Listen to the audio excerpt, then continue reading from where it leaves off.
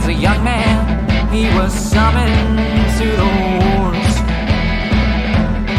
Spent his best years with blood on his hands. Hey guys, it's homomoto. How you doing? I'm doing okay, but the subject matter of today's video is going to be a little bit of a booger. I want to talk to you guys about the emotional cost of being a first responder nowadays. It's pretty high. Over the last week, I have dealt with a couple fatalities, and that's not something that anybody that does this wants to deal with. And anytime that it's a young person involved, it makes it worse. And give me a second, there's a dread light here, so I don't want to bore y'all. It looks like the light may be going to change. We'll see in a second. Yep, didn't have to pause it. I love how bicycles don't always know that they have to go by the road laws. A lot of them don't. But anyway, I worked a situation here recently where I had a underage kid that was the victim in a situation, and the day before, I had another situation that it was a wreck with a fatality. And I want to tell you, it gets rough, especially when someone's a kid. It makes what we do very painful emotionally. And I'm not going to say it makes me want to give up what I do, because I don't want to give it up. But it's really hard to do what we do sometimes. I haven't talked a lot about calls that I run, because I like to keep my motovlog life separate from my my private life, or at least my response life, because the two just don't go together, not typically. There have been times that I have worked wrecks on group rides. There's been a couple times. I actually helped with an injury out at the Atlanta Moto Meet a couple years ago in 2017. I guess that was, 3 years ago? But there was that I helped with, and that wasn't that big of a deal.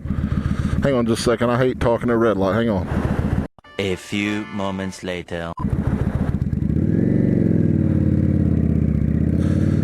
Anyway, the situation on the motor meet, there was a guy that was out stunting, and he fell and got some pretty good road rash on his arm, but, he lived to tell the tale.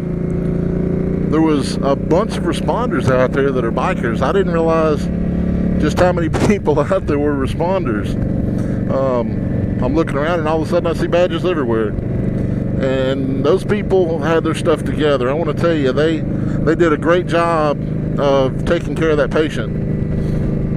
But the two that I'm talking about mainly, like I said, it happened just a couple days ago. One day and one the next. And when you see things like that on a regular basis, which thankfully, it doesn't happen on a regular basis, at least not where I'm at, but it happens enough that it does bother me a little bit sometimes. But when you see that, you almost have to desensitize yourself to it a little bit, but while at the same time, you still have to have some humanity, because if you don't, you'll just turn cold. And I don't ever want to be cold, but by the same token, I don't want to have to take those images to bed every night either.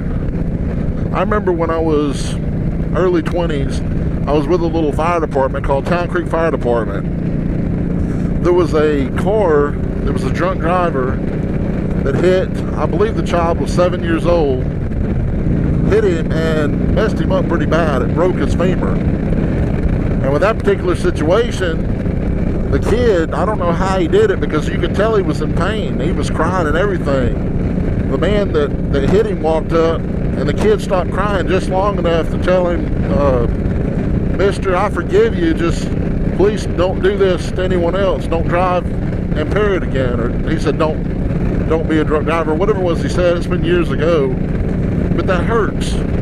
Hearing him say that, And holding his composure together long enough to say that ripped my heart out. And there's a couple more that I worked when I was in Memphis that, you know, that's hard to know that you were 5 minutes too late. One of the situations I was talking about in Memphis, we literally were there early on in the situation, but we had to, by policy, wait for backup before we could do anything. Of course, the situation had already occurred, and you can't undo what's already happened. In the particular situation, it's going to seem like a lifetime anyway. But the victim asked multiple times, we would ask her questions, you know, do you know what happened to you? How do we get in touch with your mother? What's your mother's name? What's your name? And the answer to every single question was, what took you so long? Y'all, I still hear that little girl's voice in my head at night sometimes. It's hard. It's real hard. And my buddy and I were just talking about the suicide that he worked, and then 3 days later, I have a juvenile fatality as well in a different situation. And y'all, it's stuff like that you can't unsee.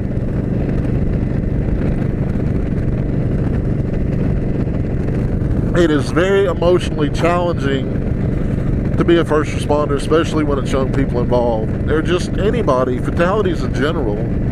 It's so hard to be there knowing that you were 5 minutes too late. When a person needs you, 5 minutes is a lot. It's a very long time.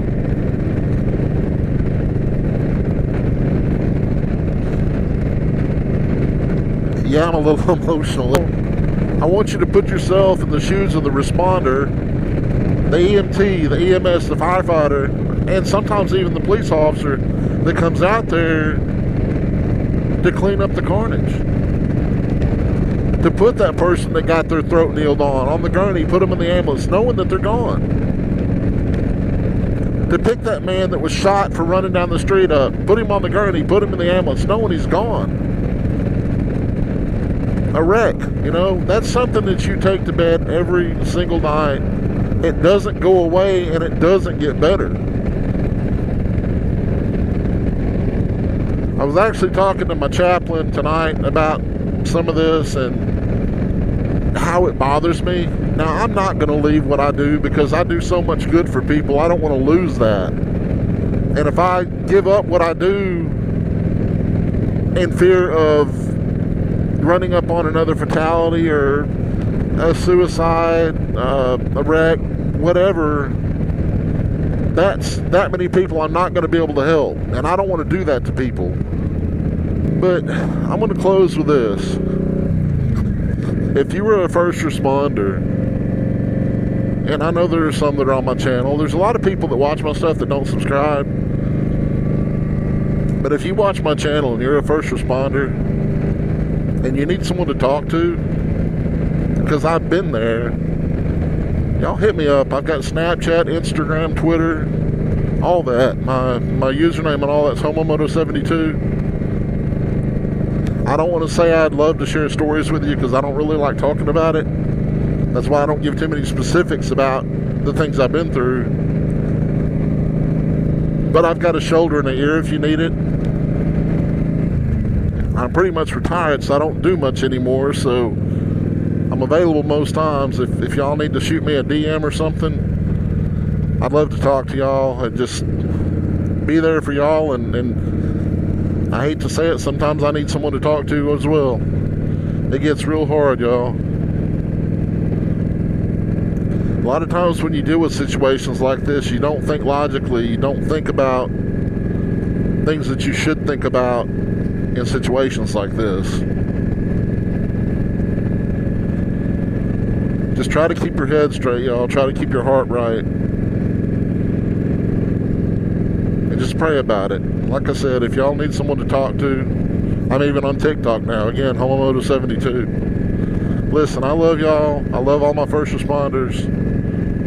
I can't even talk. Roll Tide, and God bless y'all.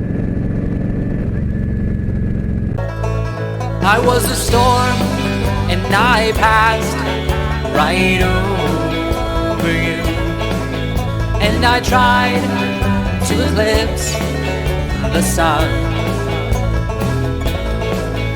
in the hopes that you love the tumble and spray in your face, and the sky broken by light.